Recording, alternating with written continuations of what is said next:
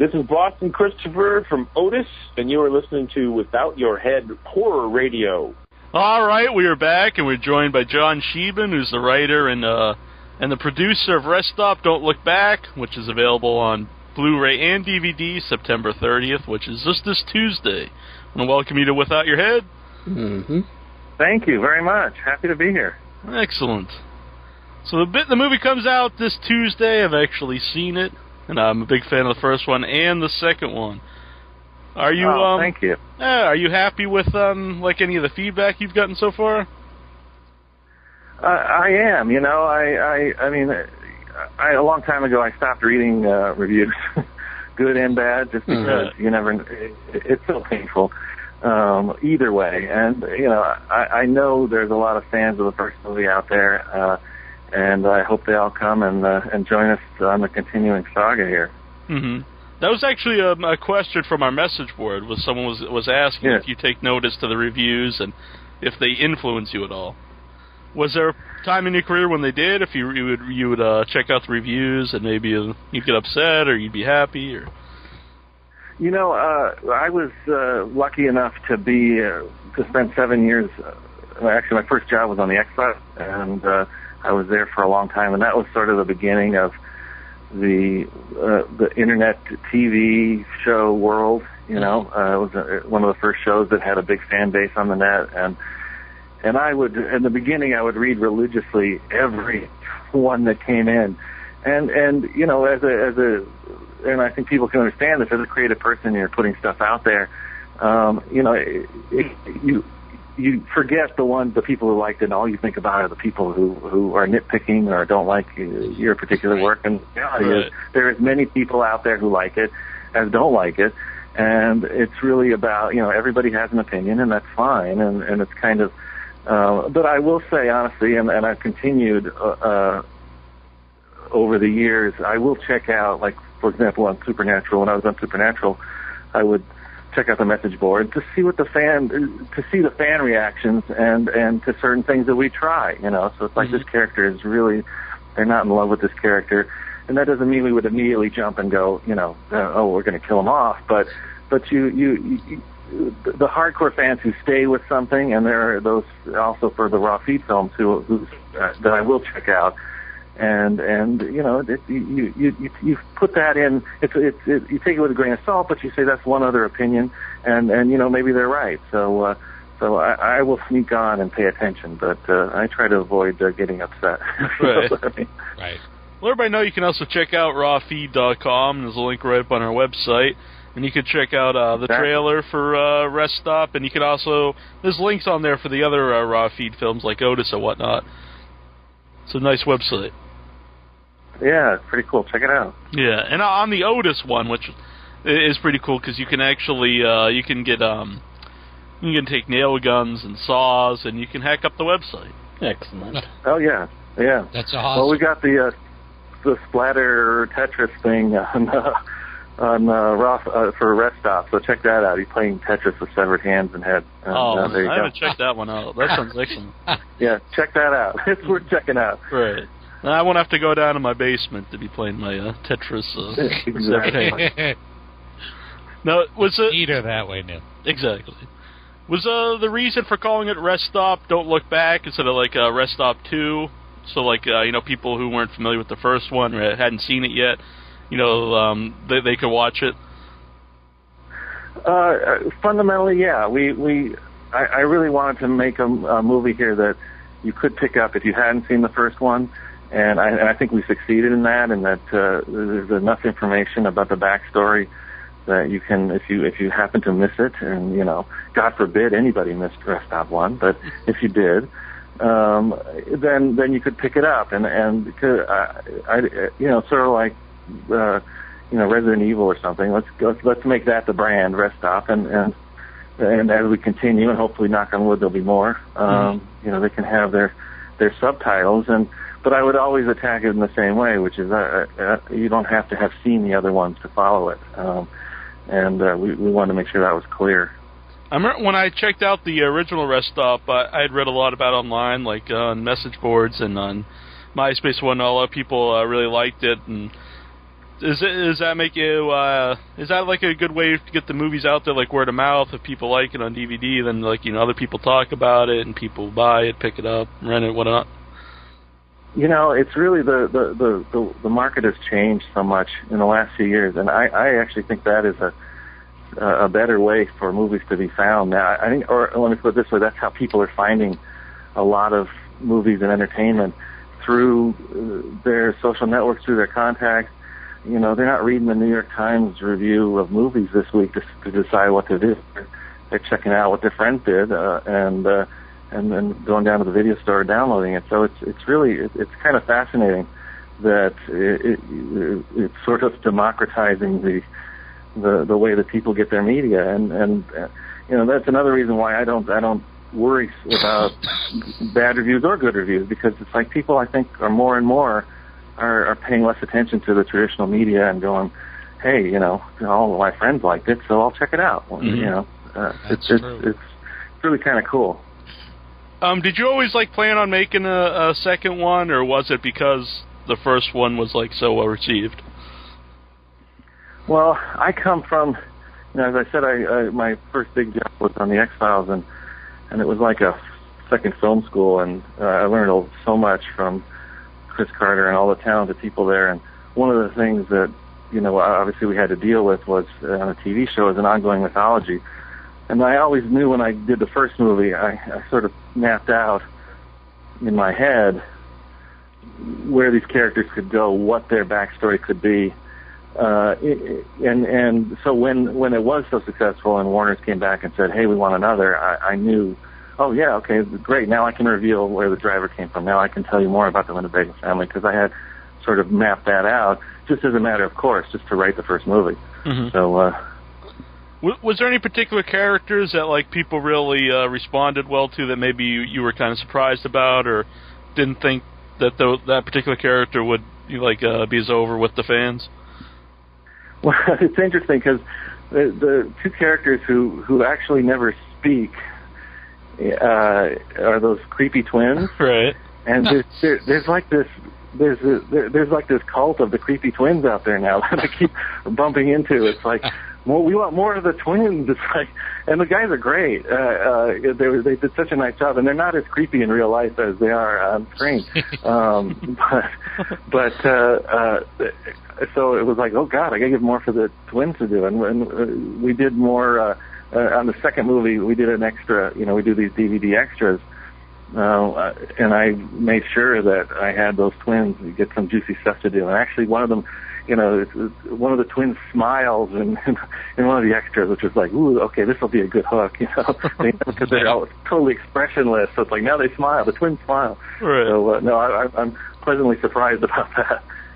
Well, when you were writing the Winnebago family, was that what we see on the screen, is that really how you envisioned them, or did they kind of change, depending on who played the roles? Well, honestly, it's a little bit of both, because I had in my head, I sort of brought all the demons in my head from being raised Catholic and all this kind of religious stuff and sin and redemption, and brought that all these characters. And then found the two, the mother and father, actually. I had worked with the father prior on an X-File episode and had him kind of in my head when I was writing. And Diane Salinger, who played the mother, I was a fan of from, Pee-wee's Big Adventure, et cetera. But when they brought so much to it, so that when I got to the second movie, it was like, now I know I can go really crazy with these guys, because they will keep it real in their own weird reality, and they just brought so much bizarre magic to it. Could we ever see a spin-off film with just that family? If I could, I would love that. I think if Warners were into it, we always talked about we called them the Winnebago family, mm-hmm. And so we were throwing around ideas on set, the Winnebago family vacation. You just kind of make this series of, right. Get them out in America, man. Right. Do they ever have do you ever give away the names besides Scotty? I don't know if Scotty is the. I actually gave them names, and you can barely see them. There's a scene in Rest Stop, Don't Look Back where we see driver's license of the victims. Mm-hmm. And okay, I remember those scenes. They came to me on set. They came, the prop guy came to me on set and said, "What's their last name?" And I turned to him. I thought about it for a minute. I said, "Oh, Winnebago." If you look at it, it says Mr. and Mrs. Winnebago. Oh, that's awesome. So, but that's all we really know. Right. Has anyone picked up on that yet? No, I haven't heard that one. Okay. You'd have to probably freeze frame that, but it's in there. It's in there. Yeah. Here in the chat room, Loserboy2049, he says, you have a big background in TV. Was it a hard transition to go from TV to film? Honestly, because of I was lucky enough to be on TV shows that aspired to being little movies every week, which was sort of the X-Files ethos, and then the spin-offs we did, and I was on Harsh Realm, and we always tried to bring cinematic value to TV that it felt to me like just doing an extra long episode, which I was probably, fooling myself. But it wasn't as daunting as I had thought. It was just a matter of of flexing the same muscles. Mm-hmm. When I asked you earlier about the Winnebago family, if they were like how you envisioned them, the commentary talk about the gas station attendant and how the actor played him kind of changed the role from kind of how you wrote it. How did you originally envision that character? Well, and honestly, as a writer, you go in and you have stuff in your head and you put it on the paper. And I had imagined him as honestly somewhat more of a comic character, but Steve Railsback brought such weird, bizarre darkness to it that I totally embraced it once we started shooting with him and realized that he became actually a bigger character in a way and more of an obstacle or a slash ally. You just don't know where he's coming from because of Steve, and I mean we would just start shooting with him and he would be going places and we would just hold on for the ride, Right. So it's and that's kind of what you have to do as a writer.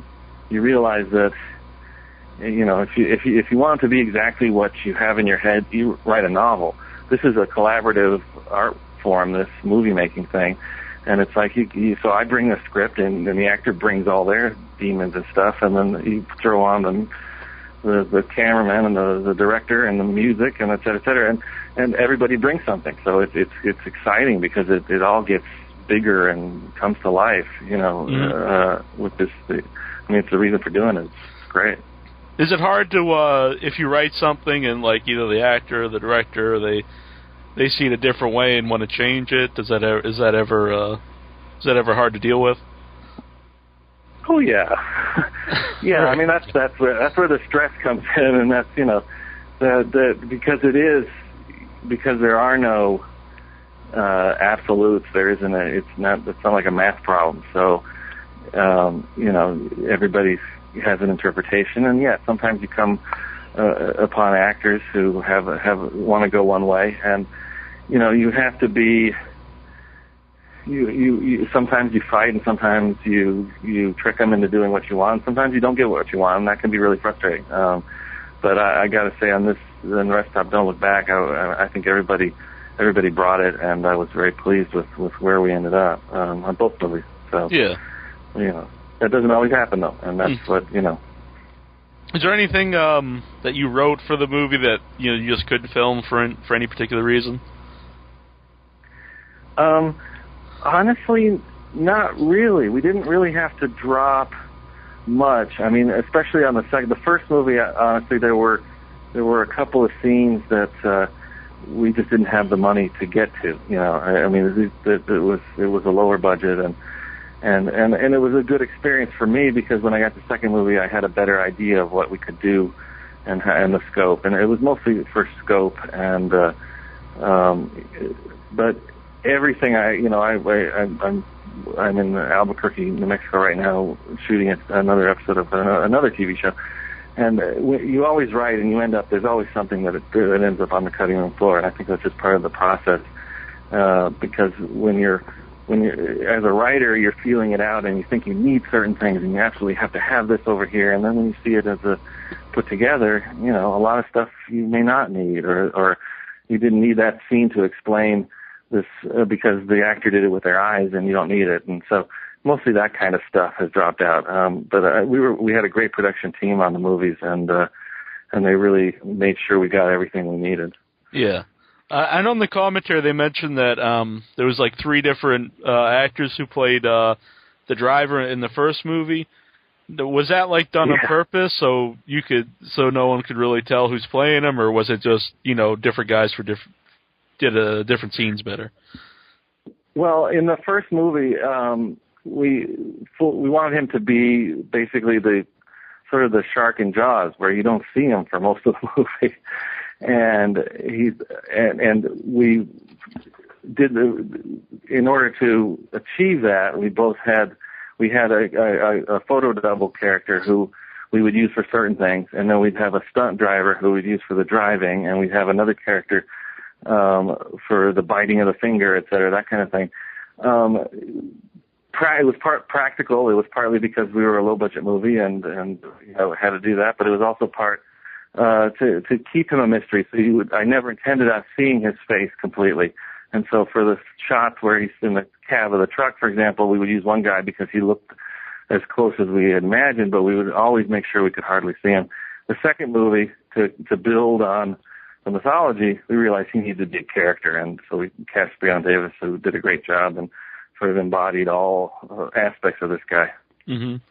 I know they also you guys talk about, you know, the bus, which you see a lot more of in the second movie, and you know how it's got like mundane things and like Christmas lights and stuff. Was all that stuff that's in there? Was that stuff that you put in there, or you like who decided what would go in there? Well, I got to give our art directors a lot of credit, but the Christmas lights was something I came up with in the first movie.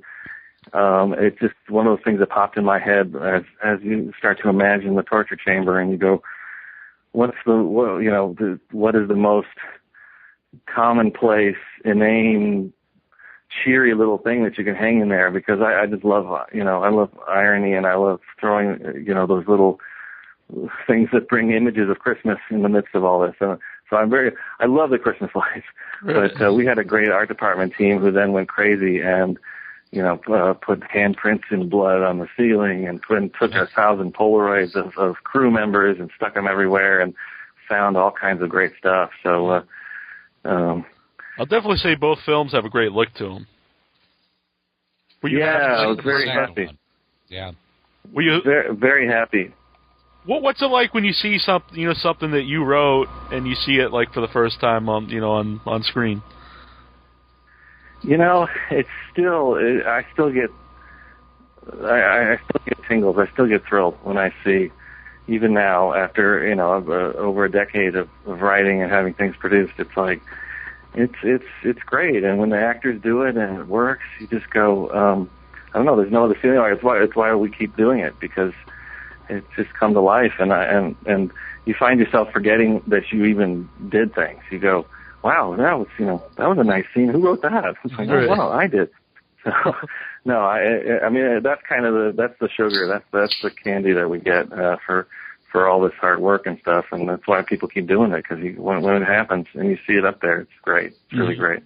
Another thing, you guys talked about the bus and stuff, but I always thought like the truck itself, maybe like a more obvious thing to do would make it like real dark, like a black truck or black and red. But the truck itself is is white and yellow, which isn't really colors that you would think would be scary. Was that like on purpose? Well, it was. I mean, I had this idea that one of the things that I learned from the X-Files was that you can make the world of the movie feel commonplace and real. It's going to be that much more scary to an audience, because they're going to think this could happen to me. So instead of, and I try to impart that on all the department heads and go, okay, what let's keep it real. Make the bathroom look like a real bathroom, and when you light it, don't light it stylized and like an Asian horror movie or something, which is fine in its own way. But we want people to feel like they can step off. That truck they see is not the truck with the devil's horns on it and blood pouring out of the back, but it's a dirty, crappy yellow truck that you could see anywhere. And so I think that, and I'm proud to say that I think that worked for a lot of people. And I had people tell me they don't stop at rest stops anymore because of the first movie, which I'm very pleased about. That's part of, I've succeeded. And I think part of that comes from, I'm hoping that part of that comes from that idea that let's keep it real and pick Christmas lights instead of creepy things, and pick, do those choices in who you cast and what they're wearing, and just try to make it feel real, and then scary things come into this real world. So that's kind of where that came from. Yeah. The chat room wants to know why didn't you direct Rest Stop 2? Well, not Rest Stop 2, Rest Stop Don't Look Back. Good question. I had intended to, but unfortunately it was a scheduling thing, really. In order to make our release date, we had to shoot at a certain period, and I was on a TV show, and I had other commitments, and it was like, what am I going to do? What am I going to do with my baby? And luckily, I had a great collaborator in Sean Papazian, and we had worked together on the first movie. He was the producer on that movie, and he directed second unit on that movie, and so I knew he would bring something special to it, and so I trusted him with my child, and it's hard. It's hard. You always want to do it, but sometimes that's how it works, and I'm still thrilled with the movie, and he brought some things to it that I didn't, I probably wouldn't have, so that's all good. Mm-hmm. A lot of like recent horror movies are really like horror comedies, and the first one really doesn't have much like comedy at all in it, and the second one has like the Jared character, which is kind of comic relief. But did you really just want to make like a horror movie that's scary and not try to make like kind of a silly comedy horror movie like you see a lot today? Well, yeah, I wasn't that interested in the tongue in cheek. I will enjoy them. I like Shaun of the Dead, that kind of thing. But I wanted to make a scary movie. I wanted to scare people, tension and horror. But I did learn, I do think there's room for release in that. And Rest Stop 1 didn't have many opportunities for that because it was one character basically. So she's not going to be in that situation, and I thought as I expand, let's give the audience some downtime. Let's give them a chance to regroup. And even though he's still put through hell, Jared's such a fun character in that he's he gives us some slapstick here. The whole thing with the porta potty I think is great. Right. And the whole idea behind that was it's still horrific, but it's horrific in a disgusting, oh my God, I can't believe I just saw that way. And that's another, that's a way to expand the movie, so that you're not, I was very conscious from the beginning, because you guys I'm sure agree, nobody likes to see a sequel that feels just like, 3 more cheerleaders get tortured, and then 3 more cheerleaders tortured this time.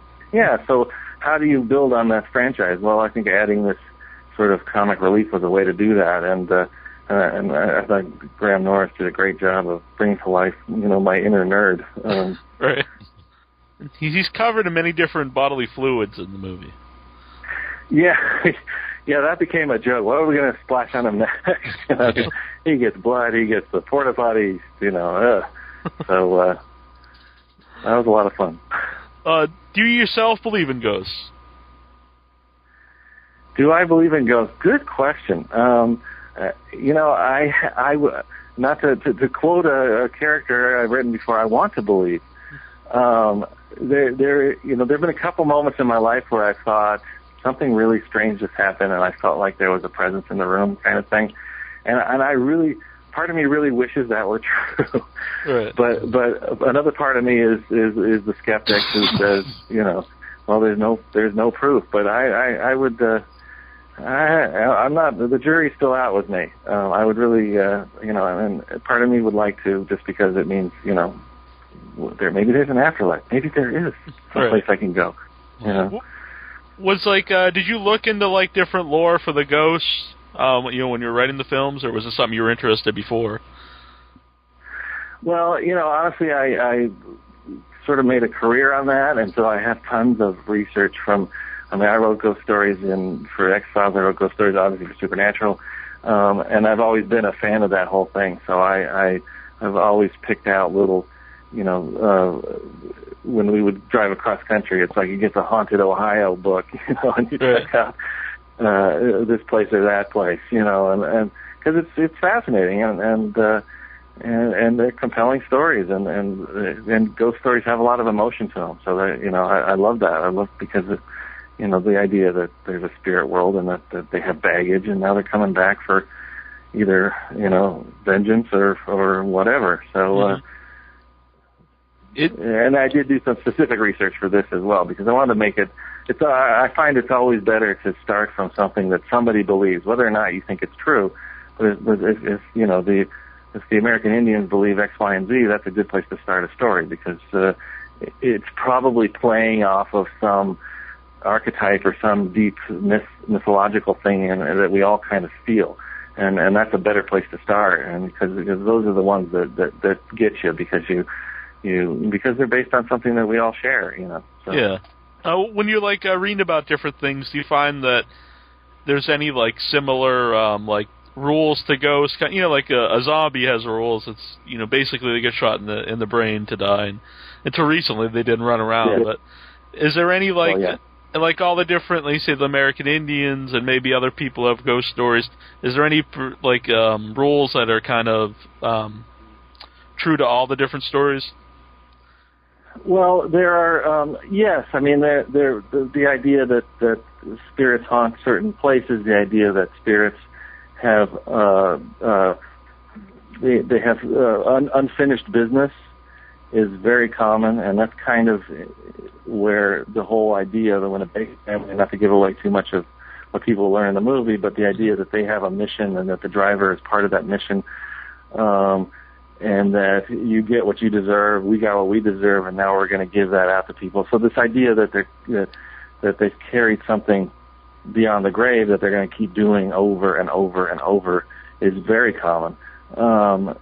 Less common, but out there is this sense of and there's a couple terms for it, but the one I like is corporeal ghost, which is there's certain traditions where as opposed to being an ethereal thing that's you put your hand through and it's a spirit person, the corporeal ghost is one that holds your hand and you feel holding your hand. They can actually do harm to you, and there's certain Japanese ghosts that are like this, and there are certain American Indian ghosts that are like this, and that's kind of where this picked up and took off, and the idea that you could actually have sex with one of these things, which there's lore to support that. There are traditions of, going back to the whole succubus and incubus and whatever, but that idea that it feels like a person until it disappears is really interesting to me, and that was kind of where this whole thing started with. Mm-hmm. I think that's right up John's alley. Mm-hmm. Yeah. Reminds me of the scene from Ghostbusters. Exactly. Yeah. Astro Creep here in the chat. Ghostbusters 3. Yeah. Yeah, they are making it part 3. Yeah, I heard about that. Right. Unbelievable. All right. I hope it's the original cast. Some people are saying they don't want the original cast because they think they'd be too old, but it wouldn't be the same if they just brought in a bunch of new people. No, it really wouldn't. Astro here in the chat room, he wants to know what inspired you to make Rest Stop. Honestly, the first one of the big inspirations was Spielberg's Duel. Believe it or not. Mm-hmm. Did you ever see that TV movie that he did? Yeah, it's a great one. One of the early. Yeah, just recently it's been on demand on I forget which channel. Good. Yeah. I hope people check it out because it's just an amazing piece of suspense. Yeah. Didn't Richard Matheson write that one? Indeed, and if you look at Rest Stop, you look on the side of the bus, it says Matheson County. I did that just as a little tribute to, because to Mr. Matheson. That's awesome. But that was really what I said. When Raw Feed got born, and we said, okay, we're going to make these low budget movies, I immediately felt like that was a great model, a great place to start, and use that as inspiration. And then sort of tripped out from there, pulling from other things that I love and other movies that I'm fan of, like the original Texas Chainsaw has that sense of reality that I'm talking about, and that you just feel like you're watching a documentary about a bunch of kids getting slaughtered, Right. And enough that so you pull all those things together as a writer and you say, okay, who are my characters, and then you go. But Duel was a big influence on me, I gotta say. Mm-hmm. And it still holds up if you watch it today. Oh yeah. Yeah. Mm-hmm. Yeah, it really does. When you were writing like the family, did you like kind of see Scotty as maybe not necessarily like the good guy, but maybe the less evil of the family? That kind of developed. Honestly, I got to give Hector some credit for it, because he brought a lot more humanity to him in the first movie than I kind of expected. Mm-hmm. And I just, because as originally conceived, he was just this creepy little kid in the back room, but on screen it's like he kind of was our guy. You kind of feel bad for him, but you empathize with him, and the twins are so cruel to him. That kind of developed that it's like. So when I got a second movie, and I don't want to give away what happens, but right. There is a moment where he becomes kind of a hero, and it's like, go Scotty, man, come on, right. Get some. So, but I give the actor credit for giving him some humanity in his performance that inspired me to do that. Mm-hmm. Yeah, in Rest Stop, Don't Look Back. There's like a bigger area that the movie takes place in, so it's just the rest stop. In your mind, is there any like limit to where the driver could go, or could he just go anywhere? No, there is, and we were careful about, and Sean, the director, and I talked a lot about establishing sort of a Bermuda Triangle here, because again, going back to ghost lore, it's like they'll haunt an area, they'll haunt a house, they'll haunt a ship.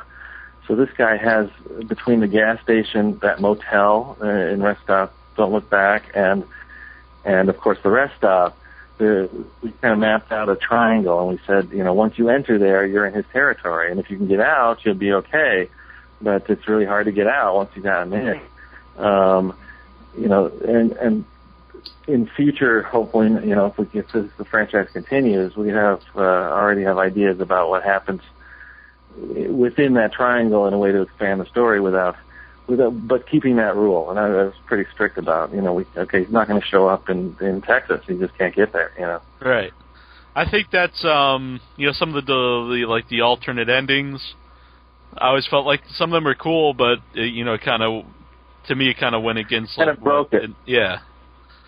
Yeah, no, and that's kind of why they ended up, these things evolve as you go along, and so we always thought, she's at home, and wouldn't that be scary? But then as we got through the movies, we realized, no, we got to stick to this, and that's cleaner and better, and when stay away unless you want to enter the haunted house, and when you do, that's what happens. So right. You only get to Jason X territory where you blast him off into outer space. Well, yeah, of course. Yeah. Then when he piggybacks on the space shuttle, that's a whole other thing. But that's Rest Stop 7. Right.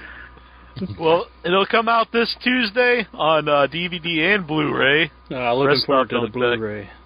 Yeah, John here is the big Blu-ray fan. Yeah. I'm still in the dark ages of the DVD. Check it out. We're putting the Rest Stop first movie is also coming out on Blu-ray, so check them. Have a double feature, man. Yeah, and I think Otis comes out on Blu-ray at the beginning of October. Yes. We just had Boston Christopher on. He's a really cool guy. Oh, he's great. Yeah. Yeah. Do you think someday Blu-ray is going to make the DVD obsolete, or do you think DVD is going to be around for a long time? I honestly think DVD is going to be around for a long time. I think it's not going to be that quick of a turnover as VHS to DVD was. I think it's going to be.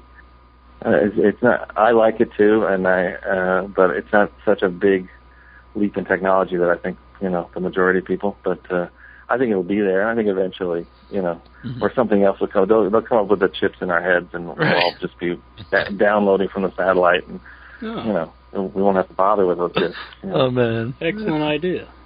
Yep. Yeah. Once the green stick comes out, let's swipe that one and market it ourselves. Well, that could be a raw feed film in the future. Yeah. Hey, wait a minute. Let me write that down.